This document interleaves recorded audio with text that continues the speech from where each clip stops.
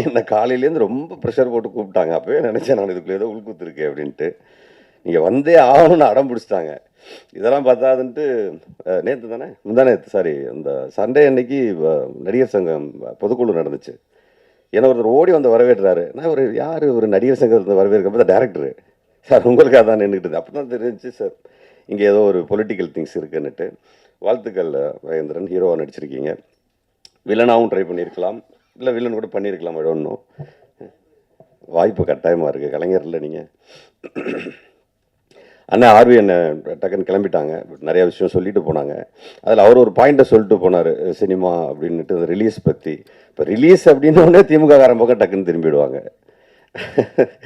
நானே பேசியிருக்கேன் நிறையா. ரிலீஸ்னோடனே ஏன் அந்த பக்கம் திரும்புகிறாங்கன்னு எனக்கு தெரியல. அப்போ ஒருவேளை அவங்க ரெட் ஜெயின்ட்டு சொன்னாங்கன்னா ஏன் ஏடிஎம்கே பீரியடில் ரெட் ஜெயின் படம் பண்ணலையா? அந்த 10 வருஷமும் அவங்க படங்கள் பண்ணிக்கிட்டு தான் இருந்தாங்க. உடனே அந்த பக்கம் திரும்பிடுவாங்க. அதுக்கப்புறம் ரெட் ஜெயின் பண்ணாத படங்களே 1000 தேட்டர் 800 தேட்டர்னு எடுத்துக்கிட்டு தான் இருக்காங்க. அந்த கம்பெனிஸும் நம்ம எல்லாருக்கும் தான் தெரியும். பட் இந்த பக்கம் திரும்புவாங்க. பட் இது ஹேப்பன்ஸ், அது ஒன்றும் பண்ண முடியாது. ஆனால் பட் அதுக்குள்ளே ஒரு உண்மை ஒன்று இருக்குது. அவங்க சொன்ன மாதிரி 12 படம் இப்போவும் தான் வருது. நமக்கே அதில் ஒரு சின்ன வருத்தம் இருக்குது. ஏன்னா நானும் இயக்குனர் ஆனதுனால எனக்கு அந்த வழியை புரிஞ்சுக்க முடியுது. சார் ரிலீஸ் ஆனப்போ 2 வாரம் படம் ஓடிட்டு இருந்தது.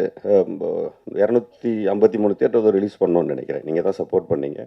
அப்புறம் 2வது வாரம் 180 சம்திங் போச்சு. ஆனால் 3வது வாரம் படம் இல்லை. அந்த பெயின் எனக்குமே இருக்குது. பட் அதுக்கு ரொம்ப பர்டிகுலராக இந்த நான் ஒன்றும் கேட்டேன், ஒரு 25 நாள் ஒரு போஸ்டர் விட்டுறதுக்கு ஒரு டைம் கொடுங்கன்னு கேட்டேன். இல்லை ஒரு 50 நாள் விட்டுறதுக்கு ஒரு ஷோஸ் கொடுங்கன்னு கேட்டேன். பட் கொடுக்க முடியல. அது ஒரு காலத்தில் படத்தை 50 நாளோ 100 நாளோ ஓட்டுறதுக்கான ஒரு டைம் கொடுத்தாங்க இல்லையா? அந்த டைம் இப்போ கொடுக்கறது இல்லை.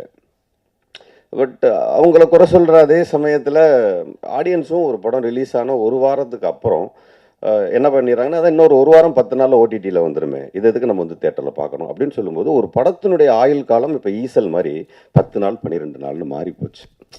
ஸோ நம்ம அதை நம்ம அது மேலே கிளைமிங் பண்ணும்போது கூட கொஞ்சம் யோசிக்க வேண்டியிருக்குது. Claiming right or wrong? Claim பண்ணுவோம். சார் சொன்ன மாதிரி கிளைம் பண்ணுவோம். 50 நாள் 60 நாள்னா சார் சொன்னாங்க 60 தேட்டர் எங்களுக்கு வரும், 60 தேட்டர் இன்னொருத்தருக்கு போகும், 60 தேட்டர் இன்னொரு தேட்டர் போனால், ஸோ 50 தேட்டரோ 60 தேட்டரோ ஷோஸ் வந்து 3 ஷோவோ 2 ஷோவோ இருந்ததுன்னா அது 50 நாளோ 60 நாளோ இருந்தால் தான் ஆடியன்ஸ் அப்போ பார்க்க முடியும். அவங்களுக்கு அண்ணன் சொன்ன மாதிரி அந்த டாப் 10 ரைட், அந்த டாப் 10ல் வந்து 1 2 3 நாள் சொல்கிறதுக்கே 5 6 வாரம் 7 வாரம் 8 வாரம்லாம் எடுக்கும். இப்போ அது இல்லையே. படம் ரிலீஸ் ஆகுது, ரிலீஸ் ஆன 2வது ஷோலே எழுதிடுறாங்க. 3வது ஷோ வந்து நல்லா இருக்குது சுமாராக இருக்குன்னா கூட கூட்டம் கூடுது. 4வது ஷோ நல்லா இருக்குன்னு சொன்னால் ஓகே, அடுத்த நாள் காலையிலேயே தேட்டர் இல்லை, தூக்கிடுறாங்க. ஸோ இது பிஸ்னஸ் கம்ப்ளீட்டாக கன்வெர்ட் ஆகிடுச்சு, கம்ப்ளீட்டாக மாறிடுச்சு.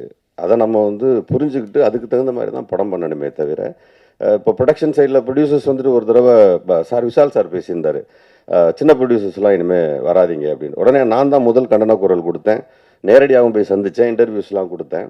பட் அவர் சொன்னதோட சென்ஸ் என்னவா இருக்குன்னா, சின்ன சின்ன படங்கள் எடுக்கிறவங்க உஷாராக இருங்கிறது தான் சென்ஸ்.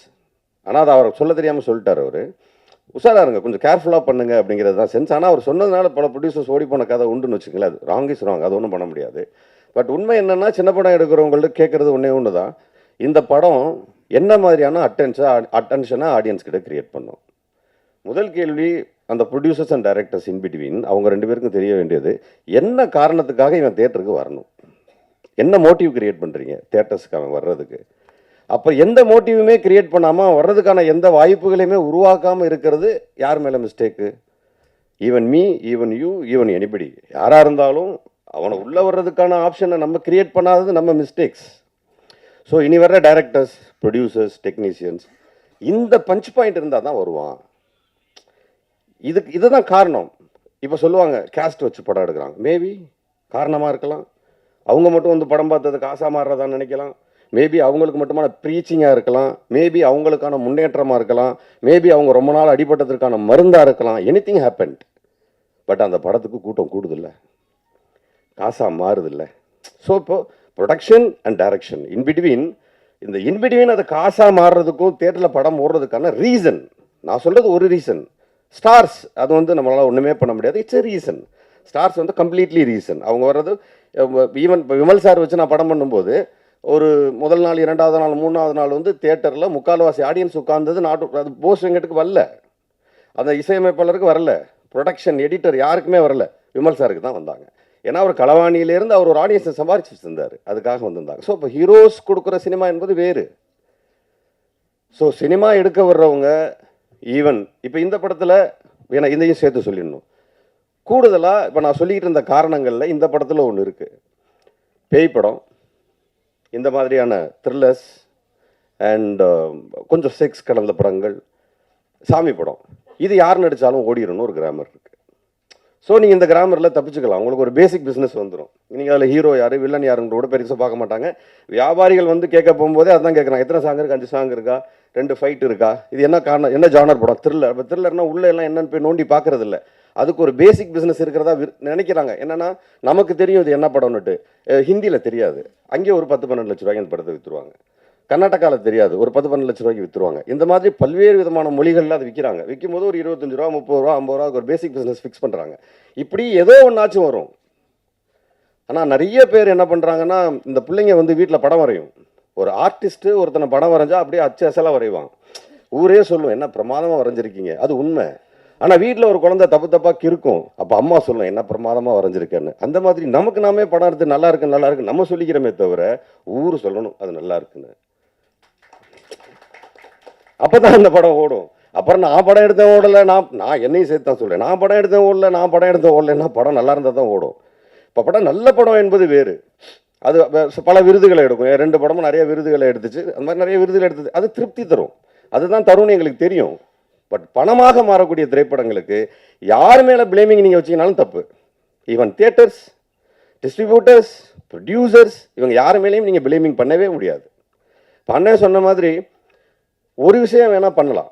எனக்கு அது கொஞ்சம் வருத்தமான விஷயமும் கூட. சமீபத்தில் கூட நடந்துச்சு. ஒரு ஸ்டாரோட படம் வருது, உடனே அந்த சமயத்தில் வெளியாக இருந்த சின்ன படங்களை பூரா எல்லாம் பின்வாங்கிறதே நான் பார்த்தேன். அந்த டேட்டில் படம் வருதுன்னு சொல்லிட்டு முதல் நாள் போஸ்டரில் வருது, பேப்பர்ஸில் வருது, ஒரு 10 நாள் பப்ளிசிட்டி பண்ணுறாங்க. ஆனால் இல்லை, அது பெரிய படம் வருது, ஏன் பின்வாங்குறீங்க? ஏன் பெரிய படம் தோத்தது இல்லையா? பெரிய படம் தான் தோக்குது. சின்ன படங்களை விட அதிகமாக தோக்குறது பெரிய படங்கள் தான். அவங்களுக்கு தான் பாதிப்பு அதிகம். ஏன் விட்டு கொடுக்குறீங்க? போராட வேண்டியதானே, படத்தை ரிலீஸ் பண்ண வேண்டியதானே. அதே படத்தை நீங்கள் லேட்டாக ரிலீஸ் பண்ணி ஓடின படம் லிஸ்ட்டே நான் சொல்லுவேன், நீங்கள் அன்றைக்கே ரிலீஸ் பண்ணி இருந்திருக்கலாமே. அப்போ என்ன ஆகுதுன்னா, அவங்கள பயந்துக்கிட்டு நீங்கள் வெளியில் வரும்போது சார் சொன்ன மாதிரி 150 தேட்டர் 100 தேட்டர் 100 ஷோஸ் 100-200 ஷோஸ்ன்னு சொல்லிட்டு அந்த ஷோஸ் எல்லாமே அவங்களுக்கு போகுது. தே பிளேடு, அவங்க நல்லா விளையாடுறாங்க. ஏன்னா களத்தை நீங்கள் தான் கொடுத்தீங்க. எதுக்கு களத்தை கொடுக்குறீங்க? நான் ஏற்கனவே ஆக்சுவலாக இப்போ வந்து ப்ரொடியூசர் கவுன்சில் எல்லாம் சேர்ந்து போய் பேசியிருக்காங்க. டிஸ்ட்ரிபியூட்டர் கவுன்சில் எல்லாமே வந்துட்டு துணை முதல்வர்கிட்ட போய் பேசியிருக்காங்க. டிக்கெட் நிர்ணயம்லாம் நீங்களே பார்த்துக்கோங்க, கவர்மெண்ட்டே இதை போய் பண்ணலான்ட்டு. இதை நான் கிட்டத்தட்ட 2 மாதங்களுக்கு முன்பு நான் பேசியிருக்கேன். நான் என்ன கேட்குறேன், முழு அதிகாரமும் யாருக்கிட்ட இருக்குது? பணம் போட்ட ப்ரொடியூசர்ஸ்கிட்ட இருக்குது. ஆனால் நீங்கள் என்ன பண்ணுறீங்க, 2 கோடி ரூபாய் 3 கோடி ரூபாய் சொத்து தானே ஒரு திரைப்படம். 10 கோடி இருந்தால் 10 கோடி ரூபாய் சொத்து தானே உங்கள் திரைப்படம். உங்கள் சொத்தை தூக்கி கொண்டு யார்ட்டையா கொடுப்பீங்களா? உங்கள் நிலத்தை யார்ட்டையா கொண்டு கொடுப்பீங்களா? யார் பேர்லையா எழுதி வைப்பீங்களா? உங்கள் வீட்டை யார் பேர்லையாவது எழுதி வைப்பீங்களா? படத்தை மட்டும் ஏன் இன்னொருத்தன் பேரில் எழுதி வைக்கிறீங்க? என்ன பயம் உங்களுக்கு? என்ன பயம்? படம் எடுக்கிறவனுக்கும் 10 கோடி ரூபா போட்டு படம் எடுக்கக்கூடிய தைரியம் இருக்குது உங்களுக்கு. தேட்டரை பிடிச்சி படம் ரிலீஸ் பண்ண தெரியாதா? அப்போ நீங்கள் பிஸ்னஸ் கற்றுக்காமல் வந்திருக்கீங்க. உள்ள பிஸ்னஸை தெரிஞ்சுக்கிட்டு வாங்க. 10 கோடி 15 கோடி 5 கோடி 8 கோடி 3 கோடி என்ன வேணால் போடுங்க, வாங்க. இவர் படம் எடுக்கிறாரா, அசிஸ்டண்டாக ஒர்க் பண்ணுங்க. ப்ரொடக்ஷன் பண்ணுறாரா, அவர் கூட ப்ரொடக்ஷனில் ஒர்க் பண்ணுங்க. டிஸ்ட்ரிபியூஷனில் கற்றுக்கங்க, அப்புறம் வாங்க சினிமாவுக்கு. அப்புறம் தோற்று போயிட்டேன்னு அழுகிறதுல எந்த பிரயோஜனமும் கிடையாது. கற்றுக்குங்க. எனக்கு ஆசையாக இருக்குது, டிஸ்ட்ரிபியூஷன் கற்றுக்க போகிறேன், பண்ண போகிறேன், சீக்கிரமே பண்ணுவேன். தோக்குறோன்னு ஜெயிக்கிறேன்னு பண்ணுவேன். டிஸ்ட்ரிபியூஷனில் தான் பிரச்சனை வந்து நின்றுது கடைசியாக. அதை யார்ட்டையாவது தூக்கி கொடுக்க வேண்டியிருக்கு. நம்ம அவ்வளோ சிரமப்பட்டு ஒரு படத்தை ரெடி யார்ட்ட கொடுத்துட்டு கெஞ்ச வேண்டியிருக்கு. ஏன் கெஞ்சணும்? இனி வரும் காலங்களில் ப்ரொடக்ஷன் பண்ணுறவங்க படத்தை எடுத்துகிட்டு நீங்களே ரிலீஸ் பண்ணுங்கள். ஏன் யார் பின்னாடியும் ஓடுறீங்க? அப்புறம் திமுக பண்ணுச்சு, அதிமுக பண்ணுச்சு, அவர் யாரெல்லாம் இங்கே பண்ணலை. உங்கள் பயம் உங்கள் கண்ணுக்கு முன்னாடி நிற்கிறதெல்லாம் பூதம் மாதிரி இருக்குது.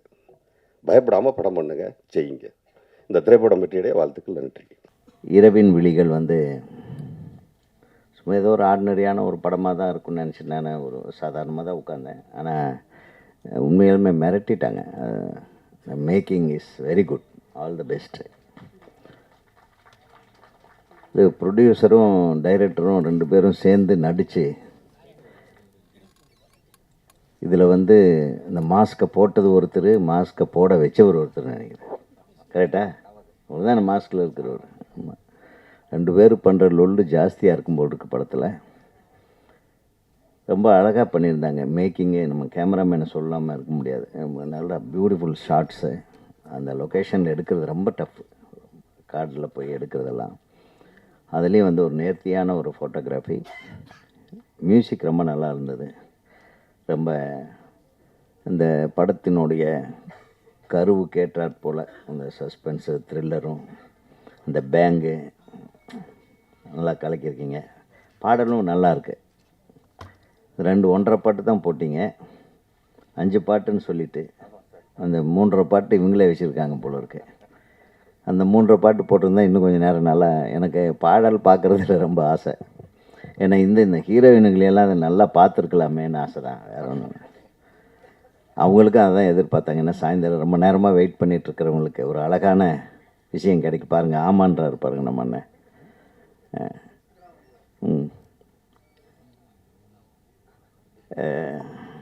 வந்த உடனே நம்ம போஸ் வெங்கட் சொன்னார், ரொம்ப சந்தோஷமாக இருந்தது. இன்றைக்கு கலைமாமணி விருதுகள் அறிவிக்கப்பட்டிருக்கிறது. பெரும்பாலான திரை உலகத்தை சேர்ந்தவர்களுக்கு, திறமையானவர்களுக்கு வழங்கியிருக்கும் குழுவில் தம்பி இடம்பெற்றிருப்பது மகிழ்ச்சி. அவருக்கு ஒரு கரவோசத்தோட நன்றியை தெரிவித்துக் கொள்ள ஆசைப்படுகிறேன். குறிப்பாக நான் நன்றி சொல்ல விரும்புகிறது எங்கள் இயக்குனர்களுக்கு. நீங்கள் கொடுத்துருக்கீங்க. நம்ம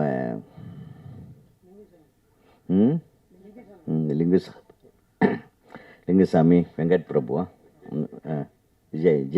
ஜே சூர்யா, அப்போ விக்ரமன் அவர்களுடைய துணைவியார், அவங்களுக்கு கொடுத்துருக்காங்க. ரொம்ப நன்றி. அதுக்கு நான் விக்ரமன் சார்பிலேயே நான் நன்றியை தெரிவிச்சுக்கிறேன் இந்த மேடையில்.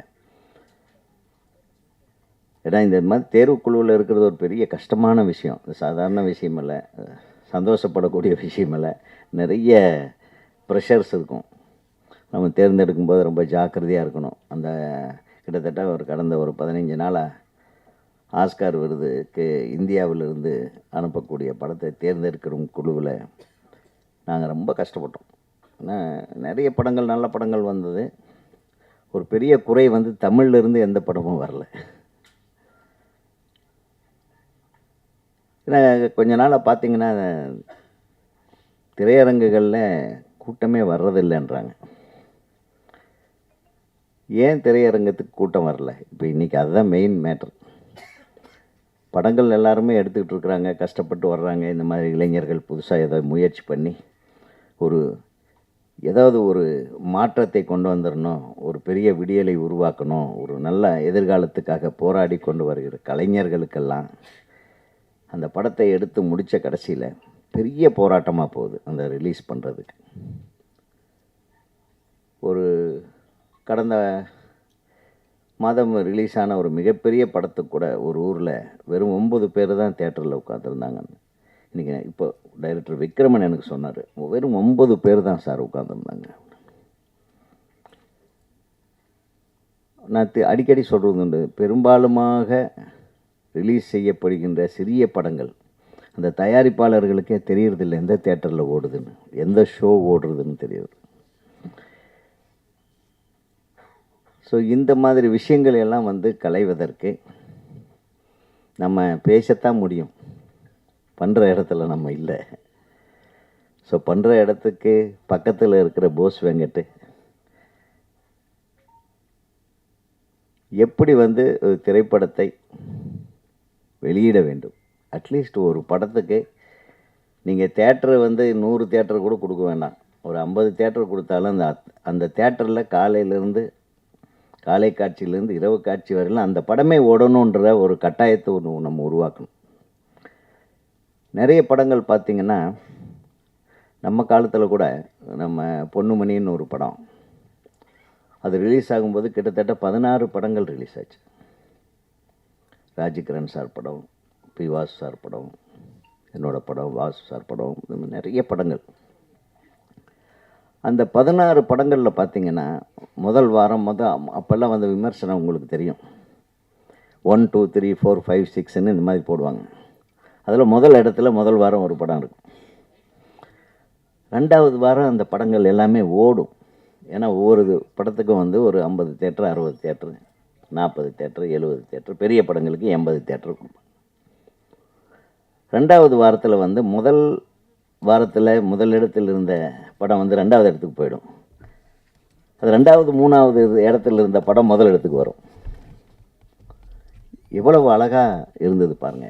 இது எப்படி நடந்தது? அது அத்தனை படங்களையும் மக்கள் பார்க்கிற வாய்ப்பு இருந்தது. ஃபர்ஸ்ட் ஆஃப் ஆல் தியேட்டர்களில் அத்தனை படங்களையும் மக்கள் பார்த்துவிட்டு எது மிகச்சிறந்த படம், எது சிறந்த படம், அதற்கடுத்து சிறந்த படம் எது அப்படின்னு அவங்க வகைப்படுத்தி கொண்டிருப்பார்கள். அவங்க போய் மவுத் டாக் போய் 5வது இடத்துல இருந்த பொன்னுமணி முதல் இடத்துக்கு வந்தது.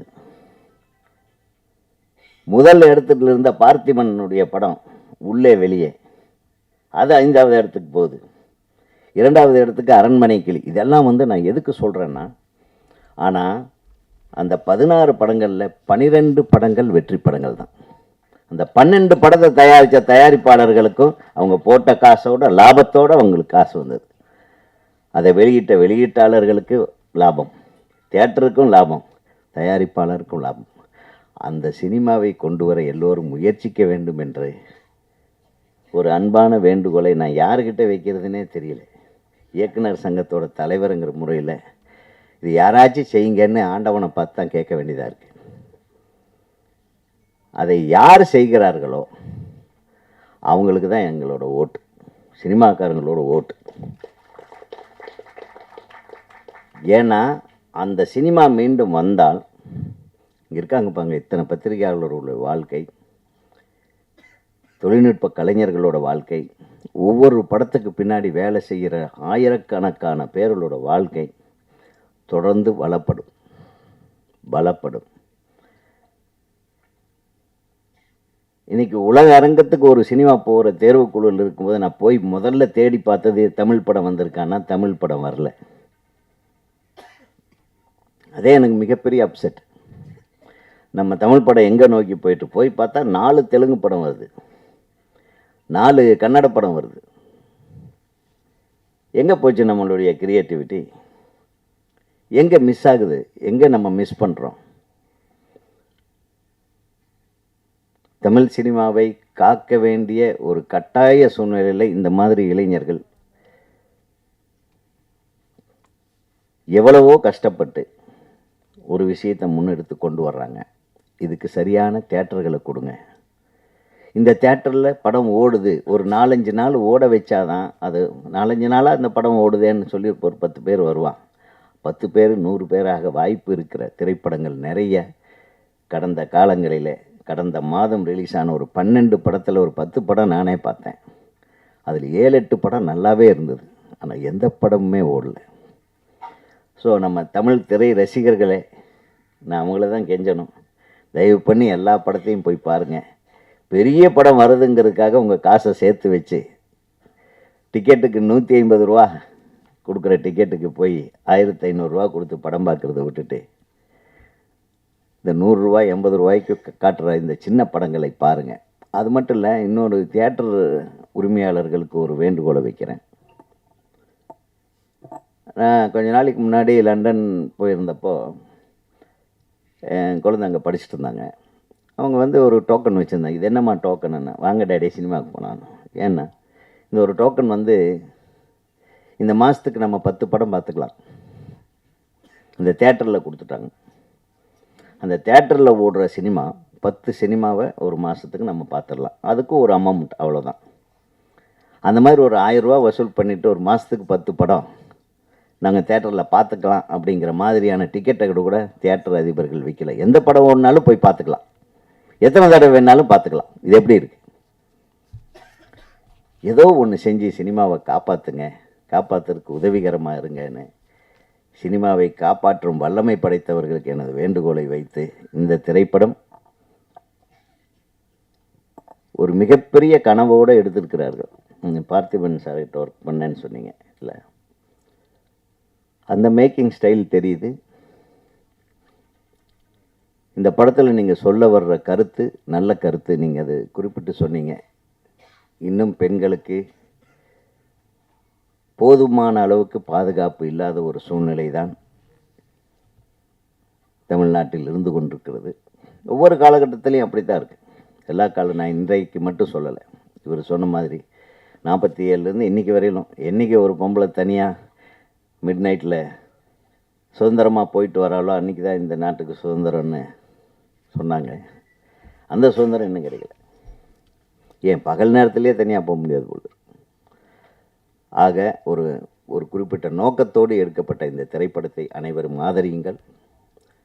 அது தொடர்ந்து நம்ம ஆதரிக்கிறவங்க இங்கே தான் இருக்காங்க. நிச்சயமாக இந்த படத்தை பற்றி நல்லா எழுதுவாங்க. இந்த படத்தை பற்றி பரபரப்பான என்ன நிறைய பேர் பப்ளிசிட்டி பண்ண மாட்டேன்றாங்க. நம்ம பீரியட்லலாம் எப்படின்னா ஷூட்டிங்க்கு போகும்போது இருந்து ஸ்டில்ஸ் வர ஆரம்பிச்சிடும். இப்போ ஸ்டில்ஸே லீக் பண்ண மாட்டேன்றாங்க. என்னமோ ஒரு பேரை சொல்லி ஃபஸ்ட்டு லுக்கு. என்னங்கடா ஃபஸ்ட்டு லுக்கு? இப்படி எல்லாம் சொல்லி ஏமாற்றிட்டு இங்கிலீஷ்காரன் ஸ்டைலை மட்டும் ஃபாலோ பண்ணால் பார்த்தாது. நம்ம ஊரில் நமக்கு என்ன சாப்பாடோ அது அந்த மாதிரி பரிமாறினா தான் நம்மளுக்கு அது ஏற்ற மாதிரி ஆகும்.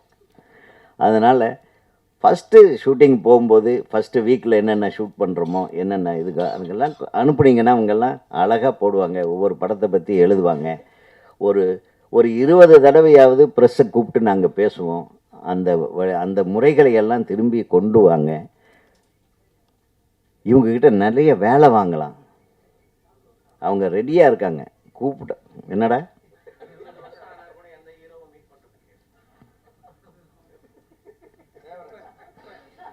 நீ வாங்க கொஞ்சம் பேச.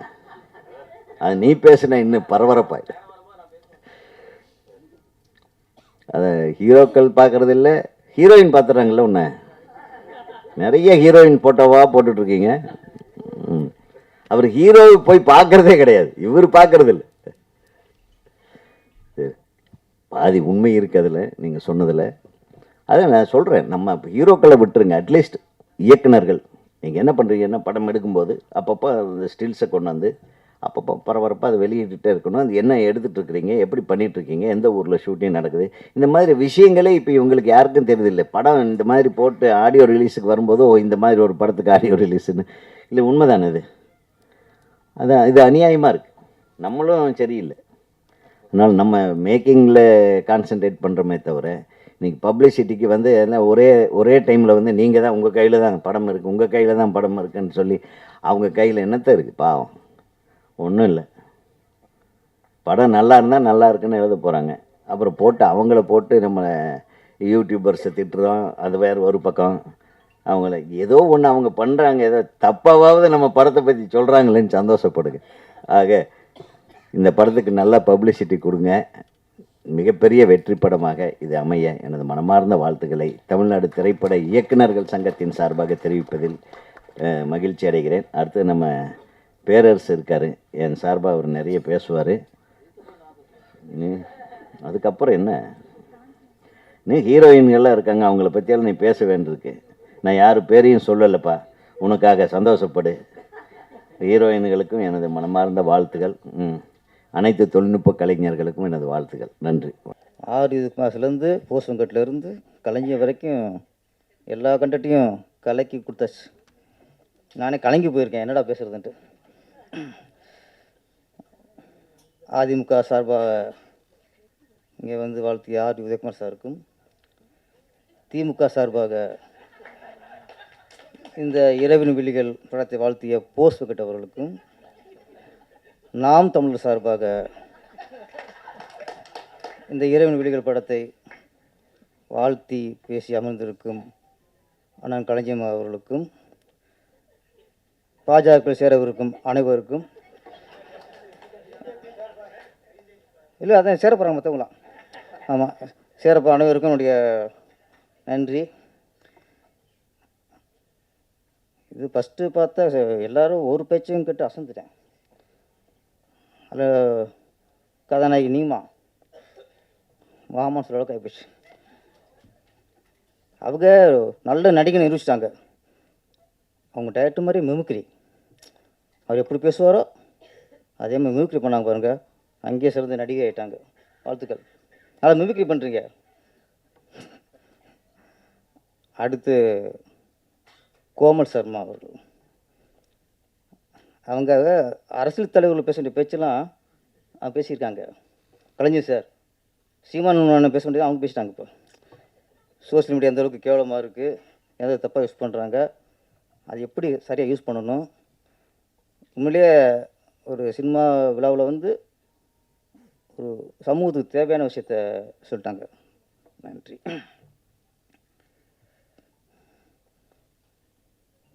முதல்ல பாடல் எல்லாம் நல்லா இருந்துச்சு. மிஸ்டருக்கு வாழ்த்துக்கள். அந்த அம்மா சென்டிமெண்ட் சாங்கு ரொம்ப உண்மையிலேயே மனசை டச் பண்ணுச்சு. இசைஞானி இளையராஜா சாங்கு கேட்ட மாதிரி இருந்துச்சு அது. ஆமாம், அந்த பாடகரும் இளையராஜா வாய்ஸு நீங்கண்ணா இளையராஜோட பயங்கர ரசிகர் போல இருக்குது. ஆமாம், நல்லா இருந்துச்சு சார். ஆமாம், அது அவங்க இசைஞானி பாடுற மாதிரி இருந்துச்சு. நல்லா இருந்துச்சு, ஃபீல் நல்லா இருந்துச்சு. அப்புறம் அவங்க நீங்கள் பாடின பாட்டு ஒன்று போடலை, அதை போட்டுக்கணும். நல்லா கொஞ்சம் செக்ஸியாக இருந்துச்சு.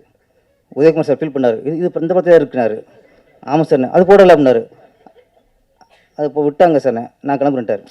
அது ஃபஸ்ட்டு பேசி போனது காரணமே அவர் எதிர்பார்த்தது இல்லை இங்கே, அதனால கிளம்பிட்டார். நல்லா இருந்துச்சு சாங்.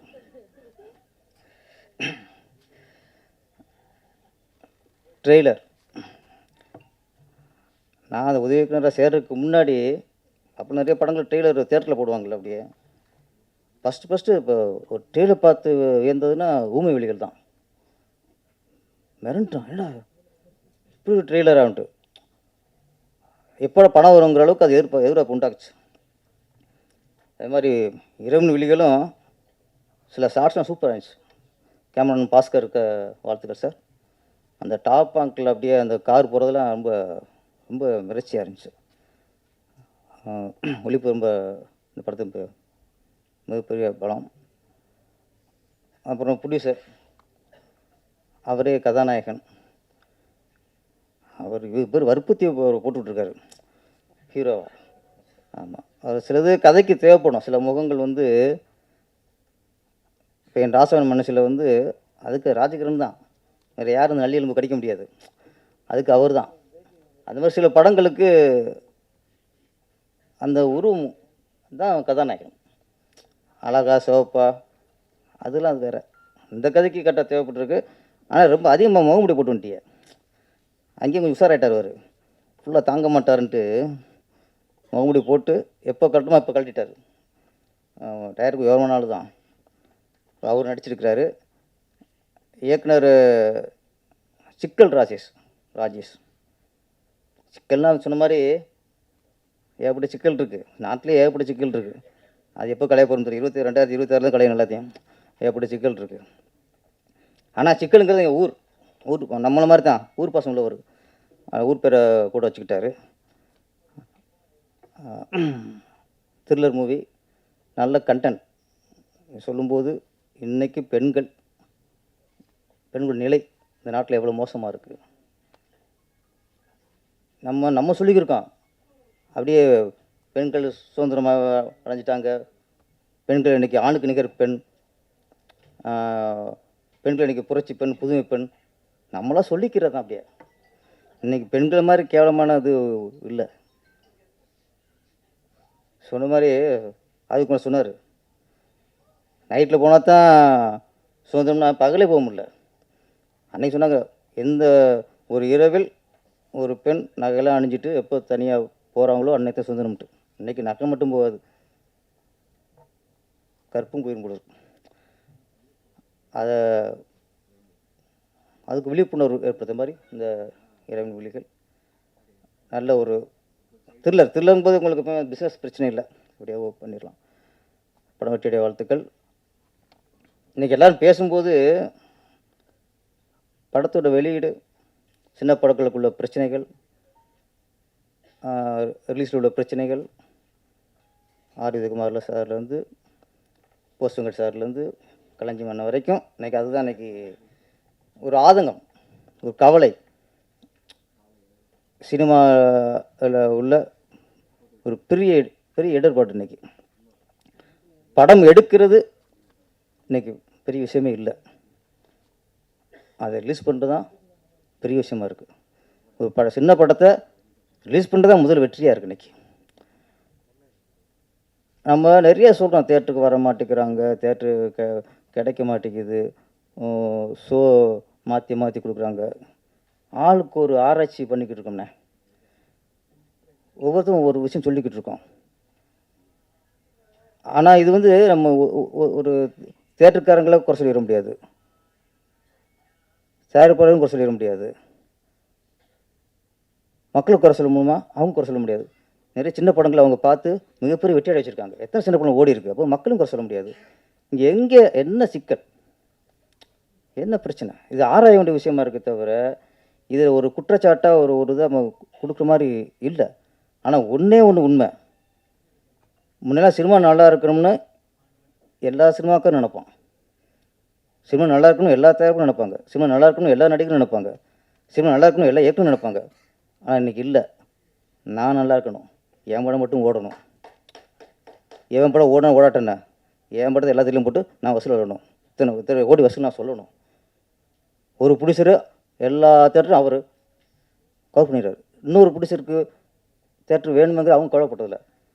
அப்போ இன்றைக்கி சினிமா அழிக்கிறது சுயநலம். என் படம் ஓடினால் போதும், என் படம் ஓடினான்னு ஓடாட்டேண்ணே அப்படி நினச்சா நாளைக்கு கொஞ்சம் கொஞ்சமாக சினிமா அணிஞ்சு அதில் நம்மளும் அணிச்சிருவோம். யாரோ சுயநலத்தில் இருக்காங்களோ அவங்களும் அணிச்சிருவாங்க. இது ஒரு ஒரு பொது பார்வை வேணும். சினிமா நல்லா இருக்கணும்னா நடிகர்லேருந்து தயாரிப்பாளர்லேருந்து இயக்குனர்லேருந்து எல்லோரும் நினைக்கணும். அது இன்றைக்கி இல்லை. இன்றைக்கி கலைஞர் சார் சொன்ன மாதிரி ஒரு 5 வருஷத்துக்கு முன்னாடி அதுதான் சார், பெரிய ஸ்டார் படமும் 5 தேட்டர் தான். வடபழனியில் கமலா தேட்டரில் போட்டால் உதயம் தேட்டரில் போடக்கூடாது. ஏஎம் ராஜேஸ்வரி, காசி, எஸ்ஆர் பங்கஜம் இதில் ரிலீஸ் பண்ணக்கூடாது. உதயத்தில் போட்டால் கமலா, அந்த சுற்றில் இருக்க இங்கிலீஷ் பண்ணக்கூடாது. இது மாதிரி அங்கே அபிராமியில் போட்டால் ஆல்புட் போடக்கூடாது. தேவியில் போட்டால் இங்கே சத்தியம் போடக்கூடாது. ஒரு கட்டுப்பாடு ஒரு ஒழுங்கு இருந்துச்சு. இப்போ பெரிய படங்கள் வந்து சென்னையில் எத்தனை தேட்டர் இருக்கோ அத்தனை தேட்டரும் அவங்க படம் தான். அதனால் அது இனிமேல் 50 நாள் 100 நாள் ஓடுறதுலாம் வாய்ப்பே இல்லை. அதனால தான் உங்களுக்கு 3 நாள் 1 வாரம் கலெக்ஷன் முடிஞ்சு அடுத்து 2வது வாரம் பார்த்தா தேட்டரில் ஆள் இல்லை. இதில் ஒன்றே ஒன்று என்ன, இந்த விமர்சனம் பற்றி சொன்னாங்க. ஒரு காலத்தில் அப்போ தான் ஒரு இயக்குனர் படம் ரிலீஸ் ஆனாலோ ஒரு தயாரிப்பாளர் படம் ரிலீஸ் ஆனால், அது முக்கியமாக இயக்குனர் தமிழ் ரிலீஸ் ஆகும்போது படம் ரிலீஸ் ஆனதுக்கப்புறம் சில வாரப்பத்தியில் வர விமர்சனத்தை ரொம்ப எதிர்பார்ப்பாங்க. இந்த வாரம் வரலைன்னா அடுத்த வாரம் வரும்ட்டு அடுத்த வாரம் அந்த புக்குக்காக காத்திருப்பாங்க. அடுத்த வாரம் இல்லைன்னா 3வது வாரம் வந்துட்டு அந்த புக்குக்காக வாங்கி பார்ப்பாங்க. இந்த வாரம் படத்துக்கு விமர்சனம் வந்திருக்கான்ட்டு. 3வது வாரம் வரலைன்னா அந்த பத்திரிக்கைக்கே இவங்க தொடர்பு கொண்டுருவாங்க, என்ன சார் படத்தோட விமர்சனம் போடலன்ட்டு. அப்போ ஒரு படம் ரிலீஸ் ஆனதுக்கப்புறம் விமர்சனத்துக்காக காத்திருந்தாங்க. ஒரு பத்திரிக்கையில் போடலாம் ஏங்குனாங்க. இன்றைக்கி சில விமர்சனங்களை கேட்கும்போது நம்புறது ஏன் அவங்களே விமர்சனம் பண்ணுறாங்கன்றது. சார் ஒரு சில ஆட்கள் வன்மத்தை கற்கிறவங்க, வன்மத்தை வியாபாரமாக்குறவங்க ஒரு சிலர், அவங்களாம் இப்போ விமர்சனம் பண்ணும்போது இந்தெல்லாம் ஏன்டா நம்ம படத்தை விமர்சனம் பண்ணுறாங்கிற கவலை இன்றைக்கி இருக்குது. விமர்சனத்தில் சில படத்தை ஓச்சுப்புறாங்க. அந்த மாதிரி ஒரு கான்ட்ரவர்சியாக வன்மத்தை கற்கிறால விமர்சனத்தை இன்றைக்கி ஆடியன்ஸ் மனநிலையை நம்புது. இன்றைக்கி நல்லபடியாக விமர்சனம் பண்ணால் அவங்களுக்கு ஒரு இதாக தெரியல. திட்டணும், ஹீரோ திட்டணும், டேரக்டர் திட்டணும், இவன் மடையன் இவன் அவன் திட்டினா அது சந்தோஷமாக இருக்குது. சில மக்களுக்கு அந்த மாதிரி ஆயிட்டாங்க. இதெல்லாம் சொல்கிறேன், இதெல்லாம் சினிமா கிடைச்சி இன்றைக்கி ஒரு வீழ்ச்சிக்கு காரணம். இன்னொன்று, இந்த நேரத்தில் நம்ம சூப்பர் ஸ்டார் ரஜினி சாரை இன்றைக்கி சின்ன படம் நல்லா ஓடணும்னு நினைக்கிறவங்க, சின்ன படத்துக்கு சப்போர்ட் பண்ணணும்னு நினைக்கிறவங்க, சின்ன படத்துக்கு ஆதரவு தெரிவிக்கிற அனைவரும் சூப்பர் ஸ்டார் ரஜினி சாருக்கு நம்ம வந்து நன்றியை தெரிவிக்கணும், ஒரு பாராட்டை தெரிவிக்கணும். ஏன்னா இன்றைக்கி அவர் உச்சத்தை அடைஞ்சு அவர் பார்க்காத வெற்றி இல்லை, அவர் பார்க்காத புகழ் இல்லை. ஆனால் இன்றைக்கி ஏதாவது ஒரு படம், சிறிய படங்கள் நல்ல படமாக இருந்தால் அந்த யூனிட்டை வீட்டுக்கு வரவழைச்சு வாழ்த்துறார் சார். யார் சார் வாழ்த்துறாங்க? இன்றைக்கி ஏதோ சிறிய படம் நல்லா இருக்குது அப்படின்னா அடுத்து அடுத்த நாள் அந்த யூனிட்டை போயிடுறாங்க. அழகா அவங்களுக்கு பேசி வாழ்த்தி ஒரு ஸ்டில்லுக்கு போஸ் கொடுத்து, ரஜினி சார் இந்த படத்தை நல்லா இருக்குன்னு சொல்லிட்டாருங்கிறதுக்காக அந்த படத்தை பல பேர் பார்க்குறாங்க. அப்போ ஒரு சிறிய பட வெற்றிக்கு ஒரு சூப்பர் ஸ்டார் உதவி பண்ணுறாரு. ஏன்னா அவர் தான் சினிமா நல்லா இருக்குன்னு நினைக்கிறவர். எனக்கு தெரிஞ்சு பாட்ஷாவோ படையப்பான்னு தெரியல, வெற்றி விழா அவர் படத்தை வெற்றி விழாவில் இயக்குனர் சேர்னு அழைக்கிறாரு. பொற்காலம் படம் படத்தை பாராட்டி அவருடைய வெற்றி விழாவில் அவருக்கு செயின் போகிறார். எந்த ஹீரோவுக்கு இந்த மனசு வரும்? அவங்க வெற்றி விழாவில் அவங்கள பற்றி பேசணும், அவங்கள பற்றி பொழுது பேசணும், அந்த படத்தை பற்றி பேசணும். ஆனால் ரஜினி சாரோட ஒரு நல்ல உள்ளம் இன்ன வரைக்கும் எத்தனை படங்கள் அவர் இயக்குனரையும் தயாரிப்பாளரையும் அழைச்சி வாழ்த்துட்டாரு. நான் சொல்கிறேன், இதே மாதிரி உச்சத்தில் இருக்க பெரிய பெரிய ஹீரோக்கள் நீங்கள் எல்லா படத்தையும் பாராட்ட வேணாம். நீங்கள் படம் பாருங்கள். உங்களுக்கு உடம்பு பிடிச்சிருந்தா, சின்ன படங்கள் ஏதாவது பிடிச்சிருந்தா, நல்லா இருந்தா, நீங்கள் சினிமாவுக்கு நல்லுன்ற நினச்சி அந்த யூனிட்டை கூப்பிட்டு வாழ்த்துங்க. இல்லையா, இந்த படம் பார்த்து நல்லா இருக்குன்னு ஒரு ட்விட்டர் போடுங்க. இது நீ சினிமாவுக்கு செய்கிற மிகப்பெரிய சேவை. நம்ம சம்பாதிச்சிட்டோம், நம்ம கோடிக்கணக்கு சம்பாதிச்சிட்டோம். அதுக்காக நீங்கள் எல்லா படத்தையும் பாராட்ட வேணாம். உங்களுக்கு பிடிச்சதா பாராட்டுங்க. இன்றைக்கி அது தேவை சார். இன்றைக்கி சிறிய படங்களுக்கு இந்த மாதிரி இப்போ வளர்ந்தவங்க சிம்மாசனம் உட்காந்துருக்கவங்க நம்ம ஒரு காலத்தில் இந்த மாதிரி சின்ன படத்தை நடித்து தான் பெரிய ஆள் ஆகிருக்கோம்.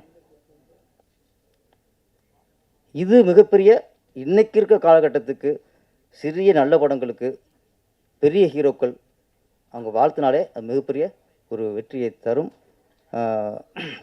அதை நான் வேண்டி விரும்பி கேட்டுக்கிறேன். மற்றபடி இந்த இரவின் விழிகள் வாழ்த்து வந்த அனைவருக்குமே நன்றி. சிஸ்டர் மனோகர் சார், ஆமாம் அவங்க ஆமாம் திருப்பாச்சியில் கிளைமேக்ஸு நான் ஒரு ஃபுல் செட்டப் பெரிய க்ரௌடு, வில்லன் பக்கத்தில் ஒரு காமெடி பண்ணணும். ஏற்கனவே ஒரு நடிகர் வச்சா சரியாக திருப்தி இல்லை. அவர் அது வரைக்கும் அவர் நடிக்க கூப்பிடலண்ணா. படம் முடிஞ்சு லாஸ்ட் கிளைமேக்ஸ் எடுத்துக்கிருக்கேன். என்னடா அப்படின்னு எனக்கு திருப்தி இல்லை. அப்புறம் இது கரெக்டாக அப்புறம் டக்குன்னு பொறுத்திடுச்சு எனக்கு. சிசர்மா கரெக்டாக இருப்பார் அப்படின்ட்டு உடனே மேனேஜர் சொல்லி, சார் அவரை கூட்டுவாங்க சார்ன்ட்டு காலை ஷூட்டிங்காக 10-11 மணிக்கு இவருக்கு ஃபோன் பண்ணி அப்புறம் வந்து தான் அந்த கிளைமேக்ஸு டைலாக் உங்கள் டைலாக் தான் இப்போ பயங்கர கிளாப்ஸ் நடந்துச்சு. ஆமாம் அங்கேயே பாருங்கள் தளபதி ஈக்குவல் பண்ணியிருக்கார் அவர். நன்றி. இந்த படம் இரவின் விழிகள் மிகப்பெரிய வெற்றி அடைந்து இந்த இயக்குனர், தயாரிப்பாளர், நடித்த நடிகர்கள், டெக்னீஷியன் அனைவரும் பேரு புகழும் உடைய என்னுடைய வாழ்த்துக்கள். நன்றி, வணக்கம். இரவின் விழிகள் திரைப்படத்தினுடைய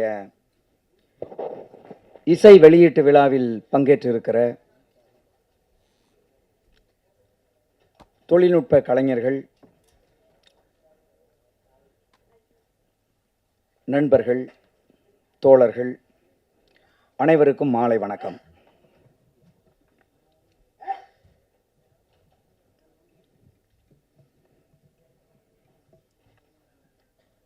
இந்த திரைப்படத்தினுடைய இயக்குனர் இந்த நிகழ்வுக்கு வந்தபோது இந்த படம் குறித்து சில குறிப்புகளை சொன்னார். அதாவது, இணையதளங்களால் இன்றைக்கு ஏற்படுகிற சீரழிவுகள் குறித்து ஒரு விழிப்புணர்வை ஏற்படுத்துகிற திரைப்படம் என்று சொன்னார். அந்த செய்தியை கேட்டவுடனேயே இந்த நிகழ்வில் பங்கேற்றதற்காக நான் மகிழ்வு அடைந்தேன்.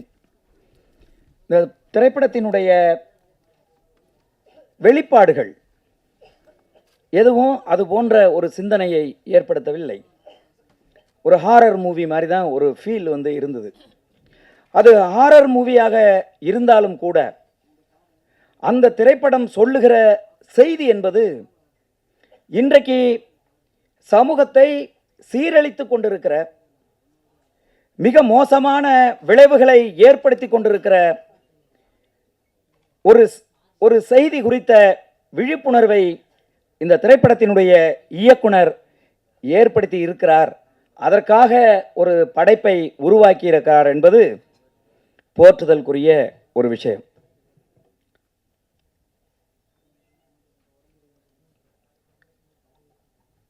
பொதுவாக வந்து திரைப்படங்களை பற்றி பேசுகிற போது அதனுடைய வெளியீடுகள் குறித்து கவலைப்பட்டார்கள். மதிப்புக்குரிய போஸ் வெங்கட் அவர்கள் பேசுகிற போது, திரைப்பட வெளியீடு என்று சொன்னாலே எங்களை திரும்பி பார்க்கிறார்கள் என்று வருத்தத்தோடு பேசினார். ஒரு நிறுவனம் ஒரு திரை அரங்குகளில் தொடர்ச்சியாக தங்கள் நிறுவனம் வாங்குகிற திரைப்படங்களே இருக்கிறது மாதிரி பார்த்துக்கிட்டா வேற யாரு அந்த எந்த திரையரங்கில் திரைப்படங்களை வெளியிட முடியும்? அப்ப சின்ன திரைப்படங்கள் வருகிற திரைப்படங்களுக்கு திரையரங்கில் கிடைக்க மாட்டேங்குது. இப்போ ஒரு திரைப்படம் ரிலீஸ் ஆயிருக்கு, படையாண்ட மாவீரன் அப்படின்னு. படம் பார்த்தவர்கள் எல்லோருமே சொல்லுகிறார்கள், ரொம்ப நல்லா இருக்கு இந்த படம், வசனங்கள் மிக சிறப்பாக இருக்கிறது, தமிழ் சமூகத்தினுடைய ஓர்மை பற்றி பேசுகிற ஒரு அருமையான திரைப்படம் அப்படின்னு படத்தை பார்த்தவர்கள் எல்லோரும் சொல்லுகிறார்கள். படம் எங்க ஓடுது? தமிழ்நாட்டில் நூன் ஷோ போகுது, செகண்ட் ஷோ போகுது, ஒரு ஷோ, ஒரு காட்சி தான் ஒரு திரைப்படம், அந்த திரைப்படம் போகுது. எந்த இடத்துல ஓடுதுன்னு ப்ரொடியூசருக்கே தெரியல, எந்த தேட்டரில் இருக்குது, எந்த தேட்டரில் எடுத்துட்டாங்க அப்படிங்கிறது தெரியல. இதை ஒழுங்குபடுத்த வேண்டும். யார் ஒழுங்குபடுத்துவது? இங்கே இருக்கக்கூடிய திரைப்பட துறையை ஒழுங்குபடுத்துவதற்காக இருக்கக்கூடிய திரைப்பட சங்கங்கள், திரைப்பட தயாரிப்பு நிறுவனங்கள், டிஸ்ட்ரிபியூட்டர்ஸ், இவங்க எல்லாரும் தான் இந்த திரைப்பட துறையை வழிநடத்துவதற்காக இருக்கிறவர்கள். இவங்க எப்பவுமே கவலைப்படுவதில்லை. அதுக்கு என்ன காரணம்னா அரசியல். வருத்தப்பட்டுக்குவாங்க, இவங்க கோவப்பட்டுருவாங்க அப்படிங்கிற அந்த பார்வை இருக்கு பாருங்க. அதுதான் இன்றைக்கு தமிழ் சினிமா கொஞ்சம் கொஞ்சமாக மக்களால் பார்க்க முடியலைங்கிற சூழல் இருக்கு. ஃபோன் பண்ணி கேட்குறாங்க, இந்த படம் நல்லா இருக்குன்னு சொல்கிறாங்களே, எங்கே ஓடுது இந்த படம்? சென்னையில் எங்கே ஓடுது? சென்னையில் ரோகிணியில் காலை காட்சி. முன்னாடியெல்லாம் அப்படி கிடையாது, அது ஒழுங்குபடுத்தப்பட்டு இருந்துச்சு. நான் முதல் படம் பண்ணும்போது 1996 எல்லாம் ரஜினிகாந்த் படமாக இருந்தாலும் சென்னையில் 5 தேட்டரில் தான் போகும். அது நான் முதல் படமாக பண்ணாலும் அந்த படம் சென்னையில் 5 தேட்டரில் தான் போகும். தமிழ்நாடு முழுதும் அப்படி இருந்தது. ஆனால் இன்னைக்கு என்னவா இருக்கு? ஒரே படம் ஒரு காம்ப்ளெக்ஸில் இருக்கிற அத்தனை அந்த ஸ்கிரீன்லையும் ஒரே படமே போடுறாங்க. பெரிய நடிகர் படமாக இருந்தாலும் அல்லது பெரிய நிறுவனம் தயாரிக்கிற படமாக இருந்தாலும் அந்த படத்தை ஒரே காம்ப்ளெக்ஸில் இருக்கிற எல்லா ஸ்கிரீன்லையும் ஒரே படத்தை போடுறாங்க. அப்புறம் எப்படி மற்றவங்க சின்ன படங்கள், இது போன்ற திரைப்படங்கள் எப்படி வர முடியும்? உண்மையாகவே சமூக அக்கறையோடும் பொறுப்புணர்வோடும் மக்களை குறித்த சிந்தனையோடும் சிறிய திரைப்படங்கள் தான் எடுக்கப்படுது. சூப்பர் ஸ்டார்ஸ் நடிக்கிற திரைப்படங்களோ அல்லது பெரிய பெரிய நிறுவனங்கள் தயாரிக்கிற திரைப்படங்களோ கொஞ்சம் கூட சமூக அக்கறையற்ற திரைப்படங்களை தான் அவங்க எடுக்கிறாங்க. இன்னும் சொல்ல போனீங்கன்னா சமூக சீரழிவை உருவாக்குகிற திரைப்படங்களைத்தான் அவர்கள் உருவாக்குகிறார்கள். சிறிய திரைப்படங்கள் தான் அழகான கருத்தை, அற்புதமான கருத்தை முன்வைத்து இந்த மக்களுக்கு ஏதாவது ஒரு செய்தி. இன்னைக்கு யோசிச்சு பாருங்களேன், இன்ஸ்டாகிராமின் மூலமாக எவ்வளவு பேர் பாதிக்கப்படுறாங்க. குறிப்பாக பெண்கள், குடும்பத்தில் இருக்கக்கூடிய பெண்கள் தங்களுடைய குடும்ப வாழ்க்கையில் எவ்வளவு சீரழிவுகளை இன்றைக்கு சந்திக்கிறாங்க.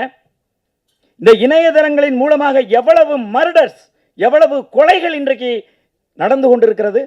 குறிப்பாக பெண்கள் எந்த அளவுக்கு இணையதளங்கள் மூலமாக ஏமாற்றப்படுகிறார்கள் நீங்க யோசிச்சு பாருங்க. அதைத்தான் இந்த தம்பி சிக்கல் ராஜேஷ் அவர்கள் நான் வந்தபோது அவர் சொன்னார்.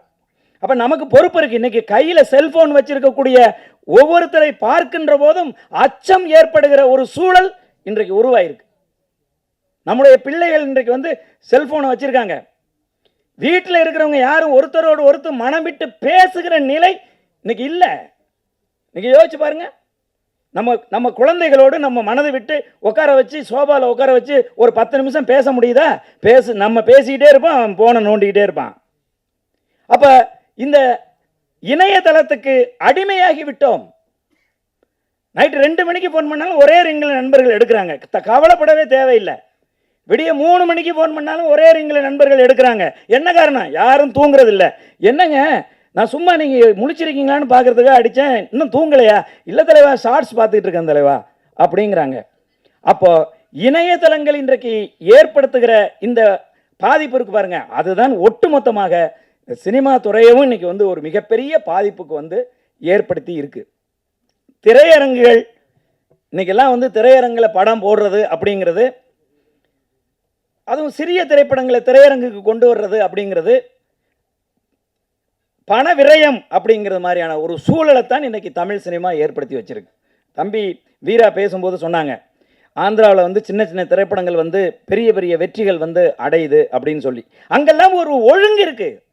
தயாரிப்பாளர்களுக்கும் திரையரங்கு உரிமையாளர்களுக்கும் டிஸ்ட்ரிபியூட்டர்ஸுக்கும் நடுவில் ஒரு ஒழுங்கு இருக்கு அங்கெல்லாம். அதை நம்ம விட்டுடுறோம். விட்டுட்டு தமிழ் சினிமா ஒழுங்கா இல்லைன்னா எப்படி ஒழுங்கு வரும் சொல்லுங்க பாப்பா. எத்தனையோ முறை இயக்குனர்கள் சங்கத்தில் இருந்து சென்று பேசியிருக்காங்க, இதை வந்து ஒரு ஒழுங்கு கொண்டு வரணும், சின்ன திரைப்படங்களை வந்து ரிலீஸ் பண்றதுக்கு ஒரு ஒரு ஒரு ஒதுக்கீடு செய்யணும், ஒரு பெரிய படம் வந்துச்சுன்னா ஒரு 10 சிறிய படங்களை ரிலீஸ் பண்ணணும்னு சொல்லி கவலைப்படுறது எங்களுடைய இயக்குனர் சங்கம் தான் கவலைப்படுது. ஒவ்வொரு முறையும் அதை எடுத்துட்டு போய் அவங்க பேச்சுவார்த்தை நடத்துறாங்க. ஆனால் அதை நடைமுறைப்படுத்த வேண்டியவர்கள் அதை நடைமுறைப்படுத்த மாட்டேங்கிறாங்க. இது போன்ற திரைப்படங்கள் நிறைய வரணும். இந்த தம்பி மகேந்திரன் வந்து எந்த நம்பிக்கையில் எந்த துணிச்சலில் பணத்தை வந்து இன்வெஸ்ட் பண்றது சொல்லுங்க. இன்வெஸ்ட் பண்ண பணத்தை ஒரு பெட்டி கடைக்காரர் ஒரு 10,000 ரூபாய் இன்வெஸ்ட் பண்ணி ஒரு பெட்டி கடை வச்சா அதுல இருந்து ஒரு 5,000 ரூபாய் நம்ம சம்பாதிச்சலாங்கிற நம்பிக்கை இருக்கு. கண்ணுக்கு முன்னாடி அந்த பொருள் இருக்கு. ஆனால் சினிமாவில் இன்வெஸ்ட் பண்ண வர்ற ஒரு தயாரிப்பாளருக்கு இன்றைக்கு நம்பிக்கையை இழக்கிற ஒரு சூழ்நிலை தான் இன்றைக்கு வந்து உருவாகி இருக்கு. புதுசு புதுசா சிந்தனையாளர்கள் வருகிறார்கள், புதுசு புதுசா கதையாசிரியர்கள் வருகிறார்கள், புதுசு புதுசா தொழில்நுட்ப கலைஞர்கள் வருகிறார்கள். இந்த பாருங்க தம்பி அசார் பத்தி சொல்லுகிற போது சொல்றாங்க, அவ்வளவு டெடிகேஷனோட தன்னுடைய பாடல் பதிவு முடிகிற வரை உட்காராமையே நின்றுட்டு இருப்பான் அப்படின்னு சொல்றாங்க. இளைய தலைமுறை பிள்ளைகள் அந்த அளவுக்கு இந்த கலையை சினிமாவை வந்து பயங்கரமா நேசிக்கிறாங்க. ஆனால் சினிமா இன்றைக்கு என்னவா இருக்கு அப்படின்னு சொன்னா, அது கார்ப்பரேட் மயமாகி ஒரு சில பேர்களுடைய கைக்கு போய் சினிமா எல்லாராலும் எடுக்க முடியாது, அப்படி எடுத்தாலும் அதை பொதுமக்களுடைய பார்வைக்கு கொண்டு வர முடியாது. அப்படி கொண்டு வந்தாலும் ஒரு ஷோ 2 ஷோ மார்னிங் ஷோ எந்த தேட்டரில் ஓடுதுன்னு நான் தான் ப்ரொடியூசர்னா எனக்கே தெரியாது. காலையில் எந்திரிச்சு பார்த்தா நான் ஒரு வாரத்துக்கு முன்னாடி கொடுத்த விளம்பரத்தை நான் போட்டிருப்பேன். இந்த தேட்டரில் 3 ஷோ, இந்த தேட்டரில் 4 ஷோன்னு நான் முத நாள் கொடுத்த விளம்பரத்தை போட்டிருப்பேன். அந்த தேட்டரில் எல்லாம் படமே இருக்காது. அப்போ யார் இதெல்லாம் முடிவு பண்ணுறது? இதையெல்லாம் ஒழுங்கு செய்வது யார்? இது போல் ஏதாவது ஆடியோ லான்ச், இந்த இசை வெளியீட்டு விழாவுக்கு வரும்போது நாங்கள் பேசுகிறோம். ஆனால் இவற்றை ஒழுங்கு செய்ய வேண்டியவர்கள் முறையாக கவனித்து உட்காந்து பேசி நேர்படுத்தினால்தான் சினிமா வந்து சரியாக இருக்கும்.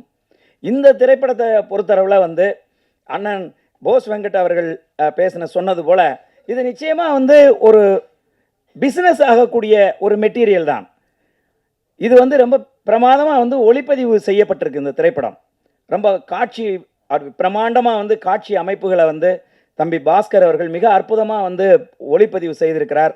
அதே போல் ஒரு ஆர்வம் ஊட்டுகிற திரைக்கதை இந்த படத்தில் இருக்குது. நமக்கு அந்த ட்ரெய்லரை பார்க்கும்போதே நமக்கு வந்து தோணுது, படம் வந்து ஒரு ஆர்வத்தை ஏற்படுத்துது. நிச்சயமாக இது ஒரு மிகச்சிறந்த திரைப்படமாக வரும். நம்ம எல்லாம் இந்த திரைப்படத்தை வெற்றி திரைப்படமாக மாற்றுறது வழக்கம் போல் எங்களுடைய பத்திரிகை நண்பர்கள், யூடியூப் நண்பர்கள், அதுலேயும் பார்த்திங்கன்னா பெரிய திரைப்படங்களாக இருந்தால் மட்டும்தான் வந்து இன்றைக்கெல்லாம் வந்து விமர்சனங்களே வந்து எழுதுகிறாங்க, விமர்சனங்களே சொல்கிறாங்க. அதுலேயும் சொல்ல போனீங்கன்னா லேண்ட்மார்க்காக இன்றைக்கி வந்து சில யூடியூபர்ஸ் வந்து இருக்காங்க. அவங்க வந்து விமர்சனம் பண்ணால் மட்டும்தான் அது ஒரு நல்ல படம் அப்படிங்கிற மனநிலையெல்லாம் உருவாக்கி இன்றைக்கி வச்சுருக்காங்க. சோஷியல் மீடியா அதை யாராலும் ஒன்றும் செய்ய முடியாது. அப்படி தான் இன்றைக்கி உருவாகி இருக்குது. அதனால் இது போன்ற திரைப்படங்களுக்கு நீங்கள் சிறிய படங்களுக்கு ஆதரவு கொடுங்க.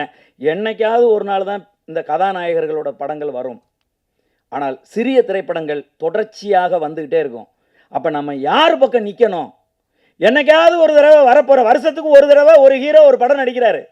ஆனால் சிறிய திரைப்படங்கள் தொடர்ந்து மாதம் தொடர்ந்து வந்துக்கிட்டே இருக்குது.